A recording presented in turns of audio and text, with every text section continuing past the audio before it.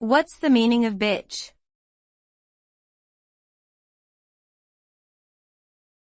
Bitch.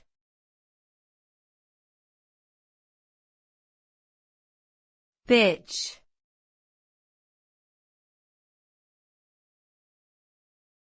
Bitch.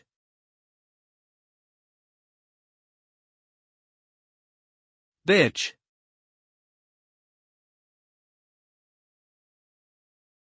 The word bitch is a term that refers to a female dog, but it has also come to have a highly gendered and derogatory meaning when used to describe a woman.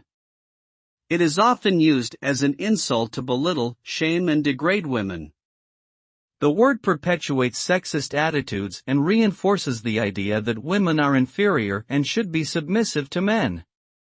Using the word bitch to refer to a woman is not only disrespectful, but also reinforces gender stereotypes and contributes to a culture of misogyny.